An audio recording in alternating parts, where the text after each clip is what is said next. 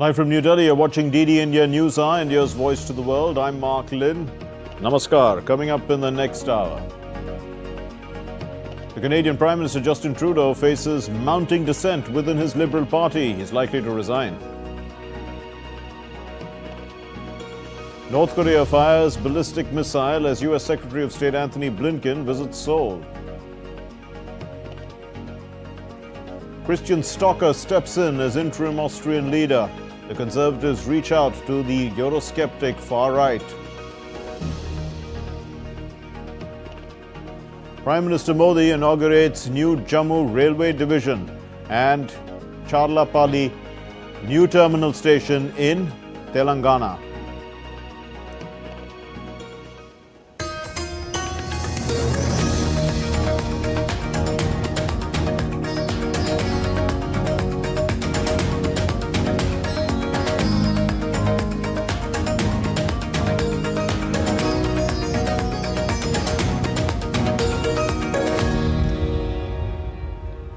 Justin Trudeau's assurances that his government is in control are coming to an end. Trudeau narrowly survived a string of no-confidence votes, and his ally Jagmeet Singh's NDP has signalled support for a no-confidence motion. Also, the Liberal MP Chandra Arya has publicly urged Trudeau to step down. The economy is stagnant. Elections are due later this year. Here's Tripti Tripaঠি's report. For weeks, Justin Trudeau has been assuring Canadians that his government is in control. But the tide has turned.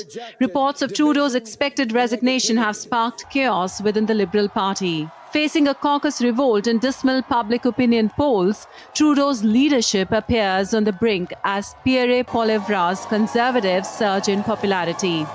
Political tensions are nothing new for Canada. In December, the country faced a dramatic cabinet reshuffle following the abrupt departure of the finance minister. Trudeau has been under mounting pressure ever since, with critics questioning his ability to lead during the turbulent period. There has been a lot of criticism that he is unduly reliant on the advice, or he heeds the advice of his political advisors far more than he heeds the advice of his caucus. Like the MPs, when MPs go to Ottawa, they expect to have some say, and then they find out that they don't really have some say because so much of the advice is being given by his advisors. Trudeau's popularity has plummeted in recent months, narrowly surviving a string of no-confidence votes. The pressure escalated when his ally, Jagmeet Singh's NDP, signalled support for a no-confidence motion. To make matters worse, Liberal MP Chandra Arya publicly urged Trudeau to step aside, further fueling the internal crisis. With the economy stagnant and poll numbers plummeting, the Liberals are in damage control. Facing the prospect of losing most of their 153 seats, the party has launched a series of pre-election ads accusing the Conservatives of planning cuts to social security programs. Yes, Trudeau's departure would leave the Liberals without a permanent leader at a critical juncture, as polls predict a sweeping victory for the Conservatives in election due by late October. With agency inputs, Tripti Tripathi, DD India. And we are happy to have with us Professor Swaran Singh. He's a foreign affairs expert from the School of International Studies, JNU, joining us. Thank you, Professor Singh. What would you call the political landscape in Canada right now? Would you say it's dynamic? Are we going to have lots of major change? Thank you, Mark. I think there is a possibility of situation becoming increasingly clearer compared to confusion being writ large for much of last year. And his tirade against India can be seen, if not causing it, at least coinciding with this whole drama unfolding and then gradually, increasingly making it untenable for Justin Trudeau to continue. And of course, the anticipation now is that before the Wednesday meeting of party caucus, where he will be asked to resign, already 20 MPs of his own Liberal Party have gone public over several weeks to ask him for resigning. There was a secret letter reported asking him to resign on October 28. So I think this is something that is going to make situation relatively clearer. It's not going to solve all problems because most problems are domestic in that sense of economic deceleration, inflation, price rise, housing, healthcare, and so on. But at least in terms of the political drama that was staying in extremely fluid situation, and in last 3 weeks he was virtually not visible, not meeting media, clarifying things. If he resigns, I think situation could be relatively clearer. But he's going to resign as the party leader and not obviously as prime minister. Reports are that he's asking the new finance minister Dominic LeBlanc to step in and take that responsibility. But it's interesting, Mark, to note that anyone who becomes interim prime minister will lose the chance to then contest for party leadership. And in that sense, party leadership determines who will be the next prime minister. Right. So things are not absolutely clear, but relatively clearer compared to where they were before. Right. So that's with regard to the Liberal Party. But, with regard to the Conservatives, how much influence does Pierre Poilievre have? Has any spillover from the Republican victory in the US, helped him? There is definitely no doubt, Mark. That is the main concern right now, that in case Justin Trudeau continues to be prime minister without, holding the leadership of the party, his bargaining power with President Donald Trump is absolutely limited in that sense. Same is true if Dominic LeBlanc takes over as interim prime minister. He's again bargaining with Donald Trump will be really very weak. So in that sense, earlier the elections are held is something that is going to strengthen Canadian position to negotiate with the United States. And if earlier elections happen rather than later, as October is the date, earlier elections would definitely help the Conservative Party, and we might see Pierre Poilievre taking over as the next prime minister with that kind of swing vote in favor, which will be actually against Liberal Party, but then will favor Conservatives, would bring back a prime minister perhaps with a certain stronger mandate to stand up and negotiate with President Donald Trump, who's threatening straight away with 25% added tariffs to imports from Canada. Border provinces are particularly very concerned. MPs from there are very concerned about it. But remember, there are a whole lot of other challenges that also lie in terms of domestic economics, politics, social fabric, and so on, which is also going to be a much more serious set of challenges for anyone who takes over after Justin Trudeau, either within the Liberal Party or after elections when the Conservatives are all set to take over power. Right, and Justin Trudeau has been in power for a good 8 years or more. And is there, a leadership vacuum that will develop in the Liberal Party after he goes? That is true, that yes, he's been a long-term leader of Liberal Party and Prime Minister. But there are already some names that are floating from the Liberal Party who could be the MPs who could be trying to contest for party leadership. So that remains a possibility, and successions often do take place. It's not that, the successions have not happened before. But I think it's interesting to see who will finally, take over post Justin Trudeau, whether it is going to be within the Liberal Party, or are we going to have a snap elections being announced and possibly Liberals losing massively, given that there's a huge anti-incumbency mood in the country. And that is very likely that the Conservatives will form the government. If it is going as far as to October, then the mandate could again be divided, and maybe we'll see another coalition which will have to deal with Donald Trump from that perspective. Okay, so we have to wait for Donald Trump to take office, and then we'll see how things develop in Canada. We'll leave it there. Thank you very much, Professor Swaran Singh, for joining us. Now, North Korea launched a ballistic missile on Monday towards the East Sea.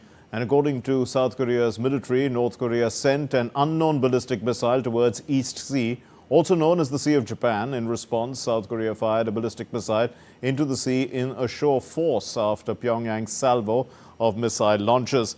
The ballistic missile launch in Pyongyang, it's Pyongyang's first this year, and it comes after its last in November when it test-fired what it said was the most advanced and powerful solid-fuel intercontinental ballistic missile. Japan's Coast Guard also said that North Korea fired what it called a ballistic missile. Pyongyang's first missile launch in 2 months comes as the U.S. Secretary of State Antony Blinken is visiting Seoul for talks with several government officials, including the acting President Choi Sang-mok. And both Blinken and his South Korean counterpart Cho Tae-yul, they have condemned this launch, with Washington's top diplomat calling it another violation of multiple UN Security Council resolutions. Condemn the DPRK's missile launch just today, yet another violation of multiple UN Security Council resolutions. Japan has also strongly condemned North Korea's latest ballistic missile launch. The Defense Minister General Nakatani said that Pyongyang's repeated launches are a threat to the safety and security of the nation, the region, and the international community. The series of actions by North Korea, including its repeated launches of ballistic missiles, are a threat to the safety and security of our nation, the region, and the international community. Such ballistic missile launches violate the relevant UN Security Council resolutions and are a serious issue for the safety of our people. Japan has lodged a stern protest against North Korea, and we strongly condemn such actions.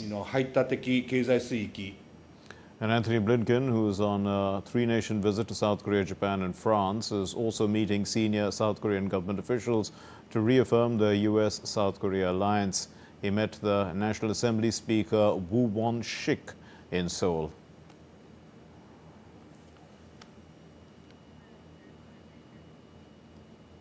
And the deadline to arrest South Korea's impeached President Yoon Suk-yeol ends on Monday, after week-long efforts to bring him into custody failed.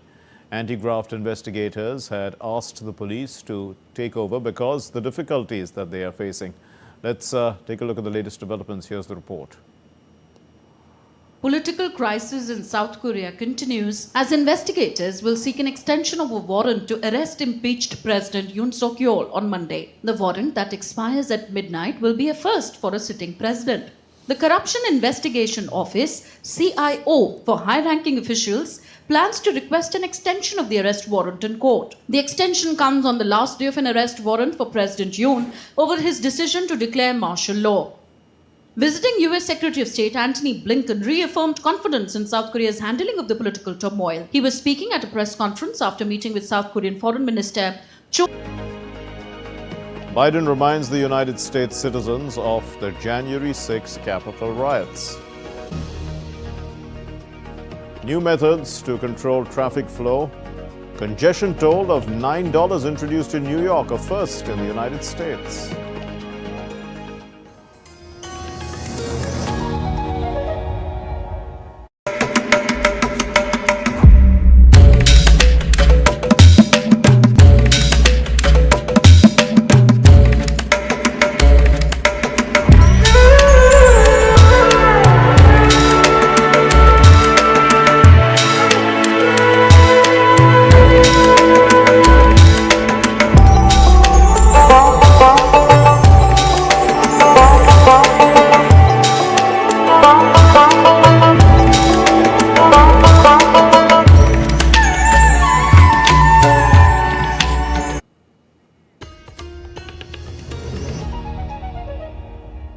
You're watching DD India News Hour. I'm Mark Lynn. Israel and Hamas argued over the details of a potential ceasefire agreement to halt fighting in the conflict-ravaged territory and bring hostages home. Hamas claims to have approved a list of 34 Israeli hostages for exchange, but the Israeli Prime Minister Benjamin Netanyahu's office has put out a statement saying that contrary to what is claimed, Hamas is yet to provide such a list. This comes just days after indirect negotiations for a ceasefire for hostage deal resumed in Doha, and the talks that have so far shown no signs, in fact few signs of progress. Now on Saturday, Hamas turned up, it increased the pressure on Israel at the negotiating table, releasing a video of 19-year-old hostage Liri Albag. And the renewed push is underway to reach a ceasefire in the 15-month conflict before the U.S. President-elect Donald Trump takes office on January 20.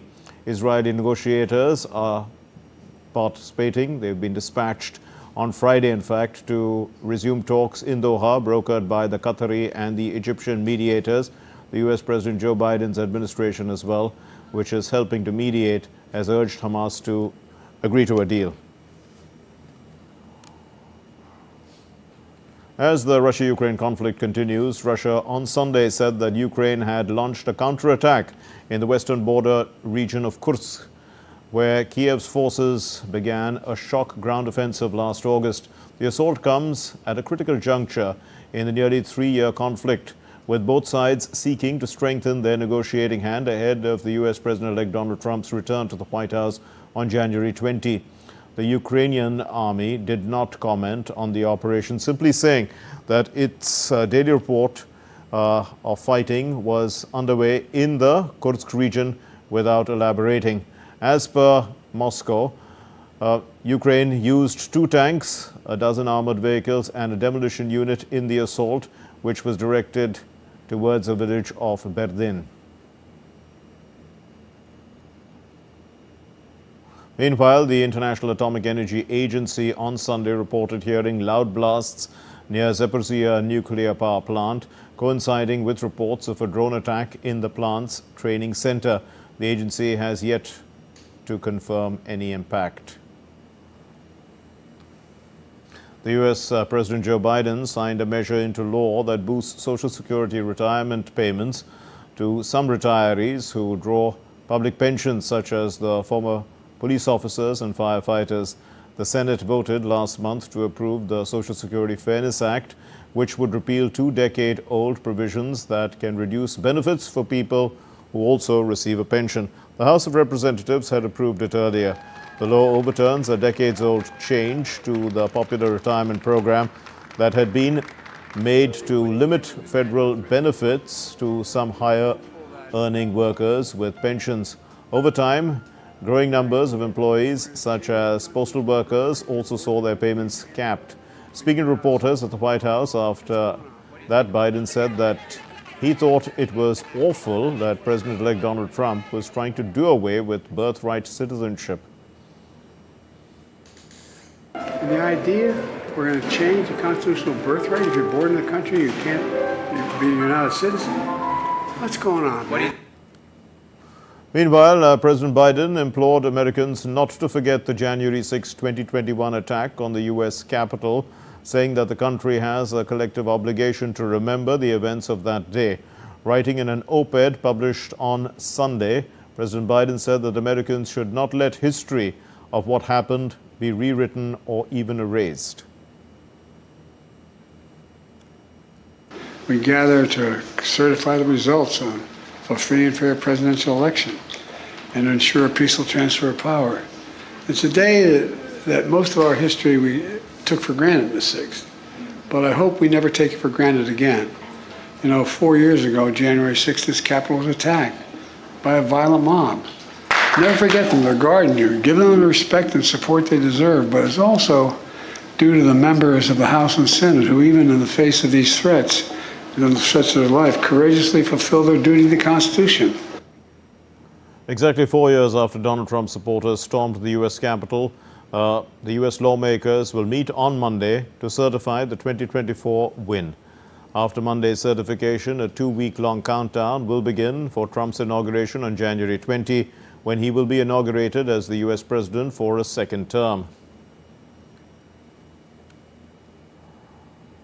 Jorge Rodriguez was re-elected as president of Venezuela's National Assembly on Sunday during the opening session of the 2025 legislative period. This is the 5th consecutive year that Rodriguez will lead the Chavistic majority assembly.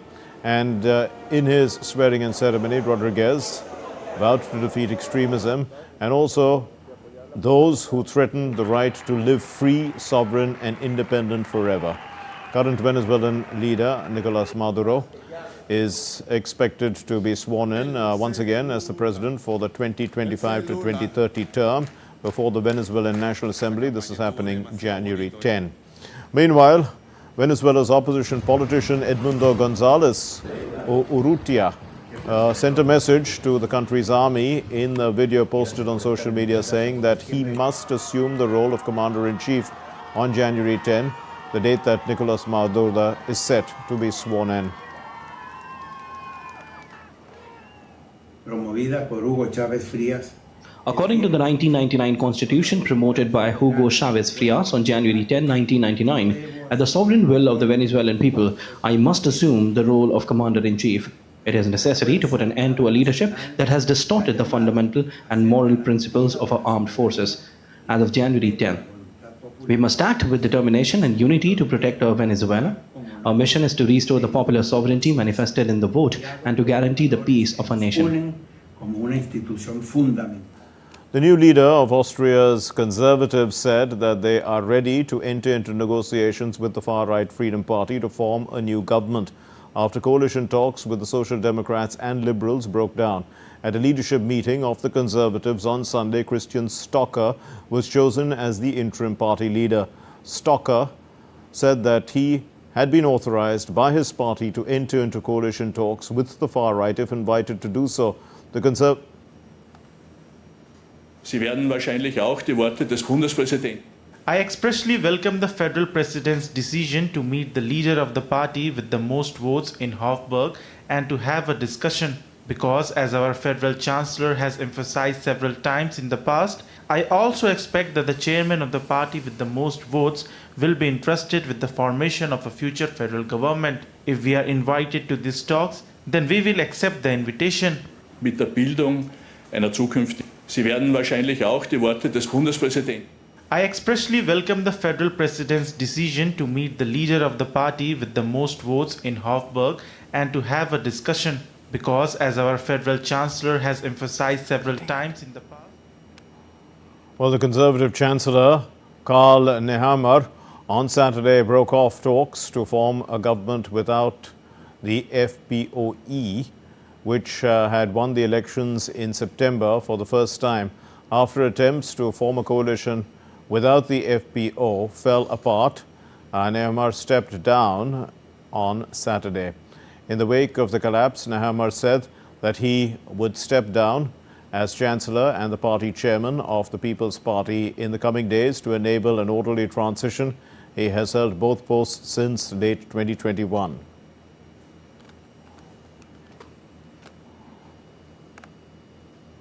New York City is now officially the first U.S. metro to implement a congestion pricing toll. Starting today, most drivers entering Manhattan's congestion zone will face a $9 toll. The landmark initiative is designed to reduce traffic congestion, improve air quality, and raise funds for much-needed public transit upgrades. Here's what you need to know about how it works, who it affects, and what it will cost. The tolling program, the first of its kind in the United States, will face its first big test with rush hour traffic entering the center of Manhattan. The new fees are intended to push more people to use trains and buses and raise billions of dollars to improve mass transit. Vehicles entering the congestion relief zone will be tolled based on factors such as vehicle type, time of day, and payment method. Well, I'm all in favor because we need to improve our subway system, bring it up to date, and also bring traffic under control and reduce pollution. It's the way to go. That's the future. Drivers will now pay $9 to access the busiest part of the city during peak hours. The cost to drivers depends on what time of the day it is, and if drivers have an easy pass, the electronic toll collection system that's used in many states. New York's temple of mass transit, it is day one of congestion pricing, and proof of how historic this is, you know, at midnight, not only was New York One leading with this story, but the BBC World Service led with the story that New York was the first city in the United States to adopt a congestion pricing scheme. So we're very proud of that. Jano Leiber, CEO of the Metropolitan Transit Authority, confirmed that the system has been operational since midnight.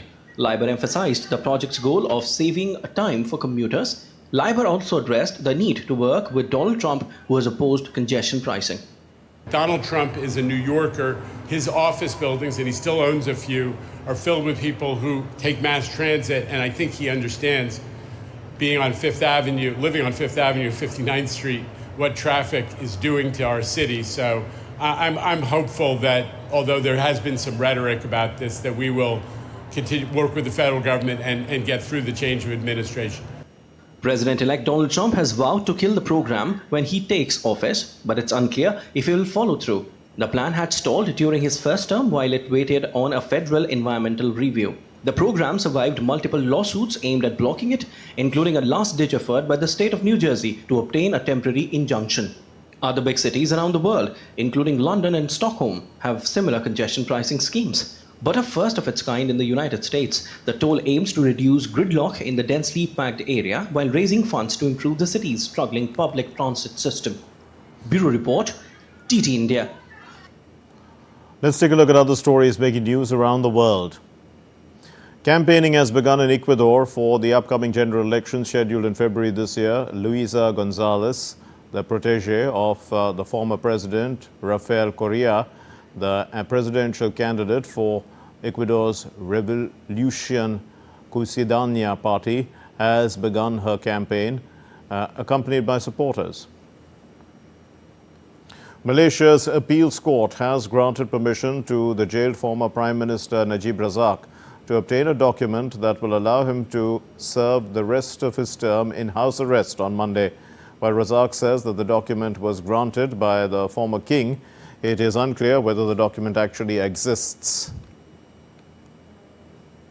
In a bid to combat malnutrition and related problems in children and pregnant women, Indonesia has launched a free program on Monday. The ambitious program was one of the key election promises of President Prabowo Subianto, who has said that it will boost the health and economic growth of the country. At least 47 security personnel were killed and over 30 others were injured in a suicide bomb blast in the Balochistan province of Pakistan. The blast, which happened in the Dang area of Turbat city on Saturday, targeted a convoy of 13 vehicles, including 5 buses and 7 military vehicles. The convoy was heading to the Frontier Corps headquarters in Turbat from Karachi. The separatist group, which is the Baloch Liberation Army, claimed responsibility for the attack. The latest attack is part of an ongoing series of attacks by the BLA in Balochistan. It's targeting military convoys, security checkposts, police vehicles, among others. Still to come here on DD India News Hour. The US NSA Sullivan meets the External Affairs Minister Jaishankar and is scheduled to meet Indian NSA Ajit Doval. Huge winter storm is forecast in the United States, and North India is also bracing for a cold spell. Prayagraj prepares for the Mahakumbh.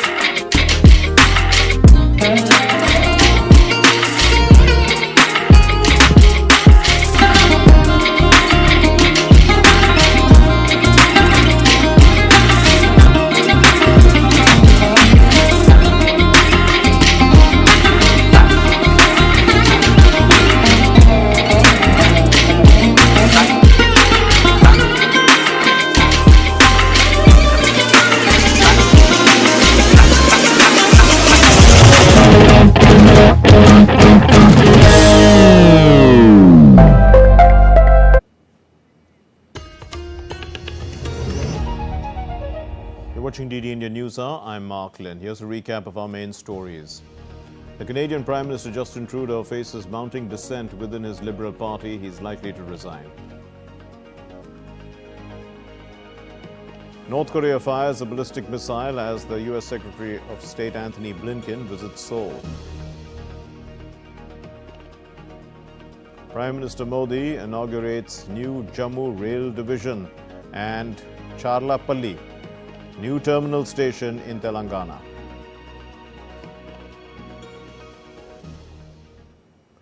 India's Prime Minister Narendra Modi inaugurated and laid the foundation stone of various railway projects via video conference today. In a significant move to boost connectivity in Jammu and Kashmir, Prime Minister Modi inaugurated the new Jammu Railway Division. The Prime Minister also inaugurated the Charlapalli new terminal station in Telangana.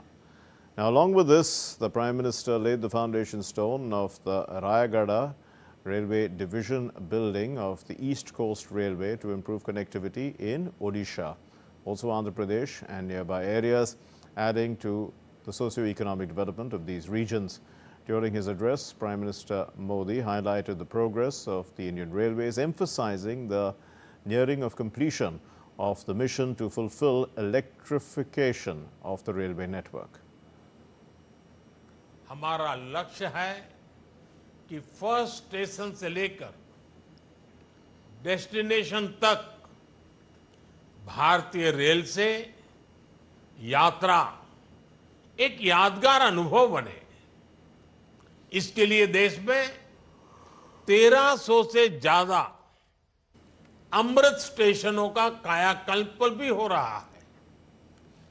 पिछले 10 वर्षों में rail connectivity का भी अद्भुत विस्तार हुआ है। 2014 तक देश में सिर्फ 35% रेल लाइनों का इलेक्ट्रिफिकेशन हुआ था। आज भारत रेल लाइनों के 100% इलेक्ट्रिफिकेशन के करीब है।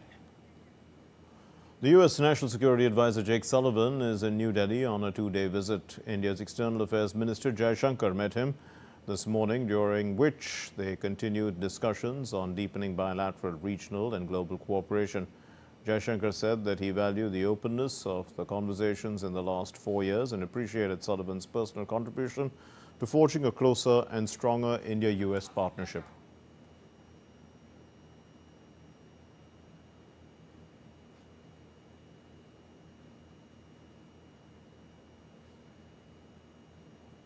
The National Security Advisor Ajit Doval will also meet his counterpart Jake Sullivan in New Delhi today. The discussions are likely to cover a wide range of bilateral, regional and global issues. And later in the day, Sullivan will visit the Indian Institute of Technology, Delhi, where he will meet young Indian entrepreneurs and deliver remarks on the United States and India building a shared future. India's Ministry of External Affairs responded to airstrikes on Afghan civilians. This is the spokesperson Randir Jaiswal saying so. And here's what he said. We have noted the media reports on airstrikes on Afghan civilians, including women and children, in which several precious lives have been lost. We unequivocally condemn any attack on innocent civilians. It is an old practice of Pakistan to blame its neighbors for its own internal failures. We have also noted the response of an Afghan spokesperson in this regard.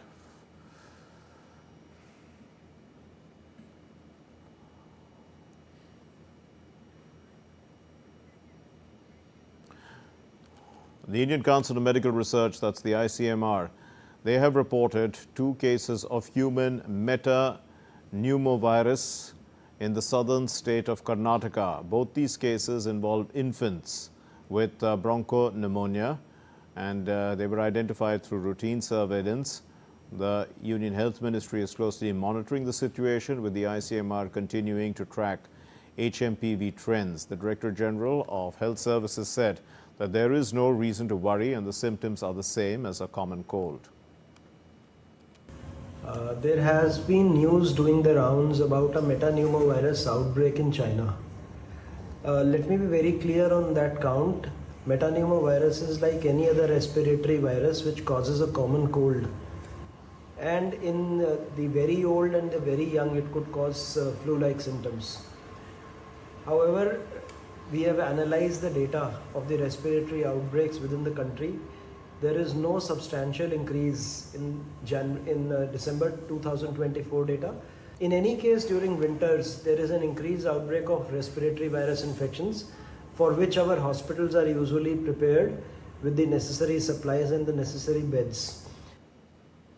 The Indian Space Research Organization achieved a milestone in space-based plant research through its Compact Research Module for Orbital Plant Studies, CROPS. Now, CROPS is an automated platform. It's designed to cultivate and sustain plant life in the microgravity environment of space.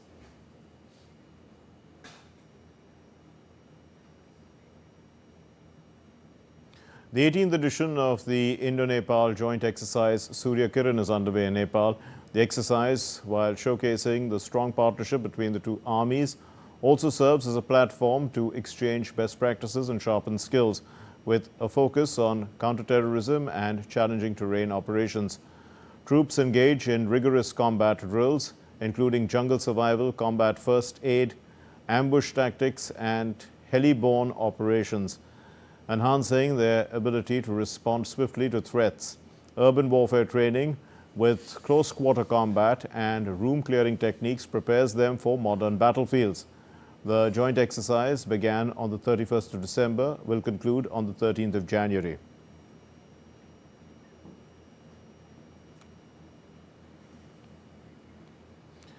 Let's take a look at other stories making the news.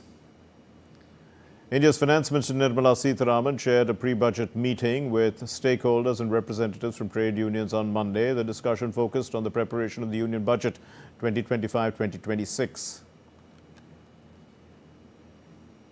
9 Bangladeshi nationals staying in the national capital without documents. They have illegal documents. They have been sent for deportation since the new year. The police teams from the central Delhi area identified these foreign nationals during investigation and document verification. The Deputy Commissioner of Police, M. Harshvardhan, has shared the information with the press. In view of the upcoming Mahakumbh Mela in Prayagraj district of Uttar Pradesh, the AI-powered Lost and Found Center CCTVs, underwater drones have been providing an edge to elaborate security arrangements. Now, along with enhanced security assistance on land, the Jal Police, they have also been deployed to help the pilgrims in this grand Mela.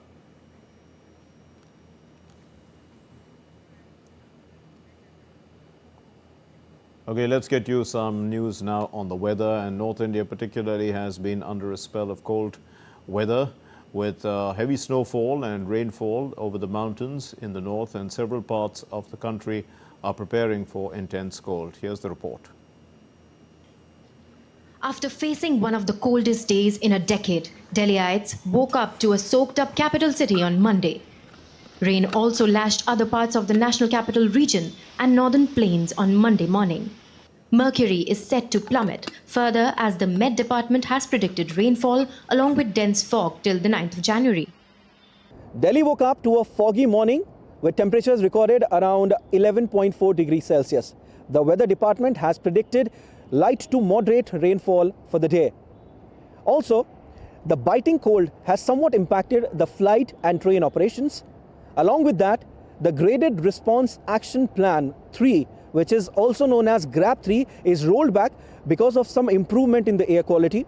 However, the air quality also remains in the very poor category. Western disturbance has already given a lot of thunderstorm activity over Jammu and Kashmir, Himachal Pradesh, Punjab, Haryana, and even hailstorms over Delhi. We are expecting hailstorm and thunderstorm activity to start today over Uttarakhand and northwest Uttar Pradesh. The weather in the North Indian state of Himachal Pradesh is also set to change from Monday onwards. The State Meteorological Department has issued an orange alert of heavy snowfall and rainfall till 7th of January. Meanwhile, Rohtang, Shinkula and Baralacha received fresh snowfall. According to the State Meteorological Department, an orange alert has been issued of heavy rainfall and snowfall in 7 districts, which include Kangra, Shimla, Chamba, Kullu, Lahaul Spiti, Kinnaur and Mandi. And the weather is going to remain the same till 7 January. However, after 8 January, the weather is supposed to be cleared. But if I talk about Shimla, the weather and its mountain are clearly very dry right now, which is supposed to be covered in snow sheet soon. The Kashmir Valley experienced fresh snowfall on Sunday, while the dense fog earlier in the day hit air traffic, leaving all flights at the Srinagar International Airport cancelled. An orange alert was issued predicting widespread snowfall with heavy snow expected at isolated locations in the valley. Cold wave conditions are set to prevail in the northern parts of the country, particularly with snowfall, rainfall and dense fog predicted till the mid of January. So it is very essential to stay warm, layer up and take all the necessary precautions. With inputs from Siddharth Bharadwaj from Delhi, Muskan Chaudhary from Shimla, Himachal Pradesh and Shabir Dar from Srinagar, Antara Sinha, DD India. And DD India Shabir Dar now joins us from Srinagar. Well, Shabir, what's the weather like there? It looks pretty cold, I can understand. But, you know, this is what people expect at this time of the year, and it also helps tourism, isn't it? Yeah, absolutely. This is the time of the winter when actually it, traditionally snowed in Kashmir. And this time also, as we are getting the winter, of the kind of what we used to get some, 5 decades back. So this year, the elderites and the localites are saying that this is the winter they were seeing in their childhood, the older people. So Met Department is also saying that the kind of, the intense chill and the weather pattern which is seen this Chalaikalan, is the 40th day intense winter period in Kashmir. So this time around, it is the bountiful snowfall and, intense chill. So this is definitely going to, helping the tourists because a lot of tourists have already arrived and we're seeing that the Gulmarg and Pahalgam, the main two tourist destinations are fully occupied and, the occupancy is actually, the hotels are booked till the 15th of, January. So that means this snowfall is obviously helping the tourism, but localites are definitely facing some issues regarding to the, freezing water pipes and, unscheduled power cuts. So definitely. So we are also showing, Shabir, a few visuals of the highway, I think, where trucks seem to be, lining up. So that also happens, isn't it? The Jammu-Srinagar highway gets clogged at this time of the year. Yeah. It snowed last day it snowed and it resulted in the closure of the national highway, which is the only surface link that connects Kashmir to the rest of the country. So air traffic on Sunday was cancelled for the whole day, but today there have been disruptions in the air traffic. Some flights did come in the forenoon, but still because of the fog in the morning and intense chill, the normal flight operations are not happening in the international airport in Srinagar. So both surface and air traffic is disrupted because of the Sunday's fresh snowfall. And as you rightly said, it is good for the tourism, and with the tourism, it is good for the agriculture and horticulture, the snowfall this year. Okay. So the year ahead will be good for the agriculture and horticulture, and tourism, as we say, is already benefiting from this, heavy to moderate snowfall this winter. We'll leave it there. Thank you very much, Shabir Dar. Thank you for joining us. And really, the background looks wonderful. A winter wonderland. Now, more than 60 million Americans are under winter weather alerts as a huge winter storm is forecast to bring the heaviest snowfall and coldest temperatures in over a decade. DD India's Kajal reports. A winter storm swept across a dozen states in the US on Sunday, blanketing vast regions with snow, coating roads in ice and plunging temperatures to freezing levels. The storm caused travel and work disruptions from Kansas City to Washington as it advanced eastward. The US National Weather Service issued winter storm warnings for around a dozen states. It has predicted 4 to 8 inches of snowfall in the Kansas City, with limited visibility and winds of up to 40 mph. More than 60 million people faced weather alerts, leading to nearly 2,200 flight cancellations and over 25,000 delays. A state of emergency has been declared in Kentucky, Virginia, Kansas, Arkansas, and Missouri. The storm will move offshore by Monday night with bone-chilling Arctic air behind it. The daytime temperatures on Monday and Tuesday are predicted to be 10 to 20 degrees Fahrenheit below average from the Great Plains to the East Coast. Meanwhile, heavy snowfall caused an avalanche in Utah. The dramatic visuals captured the cascading avalanche down the snow-covered mountain. The scene was viewed from inside a car parked on a remote icy mountain road. Snow and ice forced the grounding of dozens of flights in Europe on Sunday, disrupting the end of the busy New Year holiday travel season.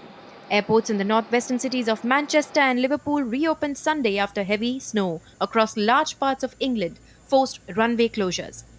Snow and black ice also forced the cancellation of dozens of flights at Frankfurt Airport, Amsterdam's Schiphol Airport, and Prague's Václav Havel Airport. Kajal's report for DD India. And still to come here on DD India News Hour. The crisis hit. Red Devils secure a 2-2 draw against Premier League leaders Liverpool. Paris Saint-Germain lifts the French Super Cup trophy for the third time. The 82nd edition of the Golden Globe Awards, celebrating the best in film and television, concludes.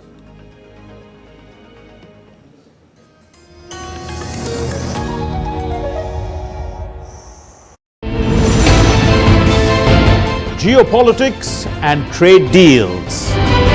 Economic challenges amid development. Hard work and the path to prosperity. It's the economy, always. Between walkers, money is what money does and says. Supply creates its own demand. Between the bulls pulls and bears tears. When supply chains globalization and India rises to the podium.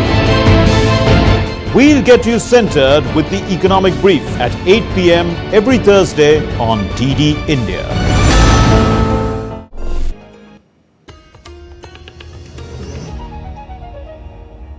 You're watching DD India News Hour. I'm Mark Lynn. The India Infrastructure Finance Company celebrated 2 decades of infrastructure excellence in India. The National Summit on Infrastructure was organized to deliberate on the road ahead. Speaking on the journey of IIFCL, Nagaraju Madirala, who is the Secretary of Finance, asked the organization to fund infrastructure projects at a faster pace. And this is to help India on the journey to a Viksit Bharat. Remarkable, very good. But I think you need to step up the play. Next, I think 3 years, you should at least lend 1 lakh crore. While Jaishankar says to me, we will be able to do 70, 80,000 crores, I think we need to have at least 1 lakh crore to fulfill the Viksit Bharat aspirations. And you have the capacity, you have the experience, and also you have the resilience to undertake very complex products and finance the infrastructure in the country. Dubai has secured the top spot in the whole of West Asia in the Global Power City Index 2024 and the 8th position globally, marking its 2nd consecutive year in the top 10 rankings. The annual study was conducted by Japan's Mori Memorial Foundation, and it highlights Dubai's leadership in innovation, economic dynamism and global connectivity. Now, this recognition also positions Dubai as the only West Asian country, city in the top 10, underscoring the status as a major hub for business, also for talent investment on the global stage. As one of the fastest growing cities in the index, Dubai continues to enhance its appeal through urban innovation, connectivity and resilience. The Global Power City Index, it evaluates cities worldwide based on their ability to attract people, capital and enterprises, measuring 6 key areas, and these are economy, research and development, cultural interaction, livability, environment and accessibility. Well, the geopolitical situation around the world remains difficult as we're heading into tough times in this new year. And there is conflict, as we know, in the Russia-Ukraine area, also in West Asia, other regional conflicts, and there's a new administration about to take over in Washington that might change, the global trade landscape as well. Corporations around the world are doing better than ever. That's what Lars Holter, if Deutsche Welle, who is joining me, is talking about. And Lars, so there's a new report out, isn't it, about how companies are doing. What can you tell us? Thanks for having me. Yes, it's a report by consultant firm Ernst & Young that looks at the 100 most valuable companies worldwide as measured by their market valuation or by their stock market value. Now, it's seen as a bit of good news here in Germany that 3 German companies actually made that list. That would be a software giant SAP, as well as the industrial conglomerate Siemens, and Deutsche Telekom as a telecommunication provider. Well, last year it was only 2 German firms on that list, but German participation, as well as that of most other countries, in fact, is relatively moderate. The list is strongly dominated by the United States. 62 of those 100 most valuable companies are American. 9 out of the top 10 companies are American, and that includes all the big tech companies, including Apple in first place with a valuation of $3.8 trillion, followed by chipmaker Nvidia and Microsoft. There's Amazon, Alphabet, and Meta. Those latter 2 obviously are the parent companies of Google and Facebook. Generally, tech and especially IT are the strongest on the list. That sector makes up a quarter of the listed companies, and their valuation is up 40% over last year. And what about Germany? What's the role Germany is playing? Well, that's a tricky question because, as I said, there are 3 German companies on the list as opposed to 2 last year. But looking at the details, it's a dire picture. SAP, as the only major German tech company, places 32nd on the list. And then Siemens is in 94th place and Deutsche Telekom is 98th. And when we're looking at valuation, or the difference between valuations between some US giants and those German companies, we can clearly see that they're not playing in the same league. Apple alone has a market valuation more than twice that of all 40 companies in the German blue chip index DAX combined. And looking a bit further down the list, there's also a ranking of the top 300 firms, and Germany has only 5 companies on that list after 11 in the previous year. All 4 German automakers used to be on that list. That would be Volkswagen, Mercedes-Benz, BMW, and Porsche. And they have all dropped off the list due to the ongoing crisis in that sector. Some sports news now. Well, ending a 4-game losing streak, Manchester United stunned Liverpool in a thrilling 2-2 draw at Anfield on Sunday. It looked as though Ruben Amorim's United would go home empty-handed despite a vastly improved display by Amad Diallo. Struck a late equaliser in the 80th minute to earn his side a point after Diallo's leveller had both sides chances to win in the frantic finale. Liverpool now, they have 46 points after 19 games, 6 more than Arsenal, while United moved up a place to 13th with 23.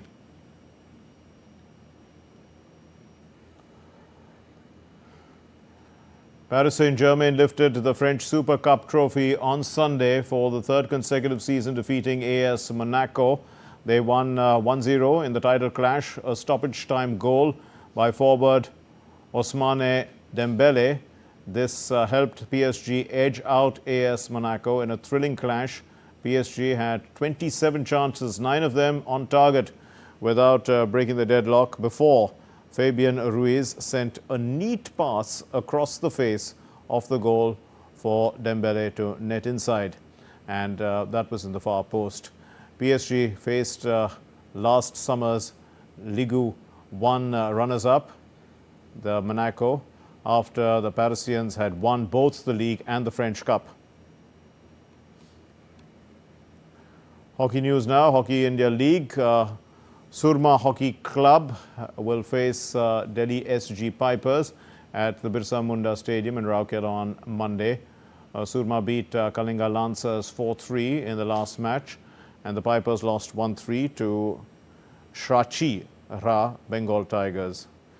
Going into the clash with the Surma HC, they found themselves 3rd in the table with 5 points, and Delhi is 6th with 3 points. The 82nd edition of the Golden Globe Awards, celebrating the best in film and television, concluded on Sunday Films like The Brutalist and Emilia Perez took home the top honors. While many of the wins were expected, some are a surprise. Diptanshu Kashyap reports. The Spanish-language serial narco musical Emilia Perez took home 4 awards at the 82nd Golden Globe Awards, including Best Motion Picture in the musical or comedy category. Meanwhile, the period epic The Brutalist, set in the post-Holocaust era, won 3 awards: Best Motion Picture Drama, Best Director and Best Actor for Adrien Brody. I hope that this work stands to lift you up a bit and to give you a voice. And I'm so grateful. I will cherish this moment forever. Thank you. The Indian production All We Imagine as Light received 2 nominations, including Best Director for Payal Kapadia, but lost to Brady Corbett for The Brutalist. Other notable winners in the film category included Sebastian Stan, Demi Moore, Zoe Saldana, Kieran Culkin, and Fernanda Torres, who won Best Actress in a Drama. This is a film that helps us to think how to survive in tough times like this. In television, the Japanese historical epic Shogun claimed 4 Golden Globes, including Best Drama Series and Best Actor for Hiroyuki Sanada. Other winners in the TV categories included Jeremy Allen White, Jodie Foster, Jean Smart, and Colin Farrell. I'm so happy to be here with these great nominees. The ceremony, hosted by comedian Nikki Glaser, took place at the Beverly Hilton in Beverly Hills, California. The evening's victories have heightened the chances of these film winners taking home an Academy Award at the 97th Oscars, set for March 3rd this year. Diptanshu Kashyap's report for DD India. That's all we have in this edition of DD India News Hour. Let's know your thoughts on the news of the day. And for those of you on the go, get the latest news and updates from around the world and in India on the DD India mobile app. It's available on Android and iOS platforms. Scan the QR code and download it. We'll be back with more news as it breaks here on DD India. I'm Mark Lin. From all of us here in Delhi, thank you very much for watching DD India News Hour. Namaskar.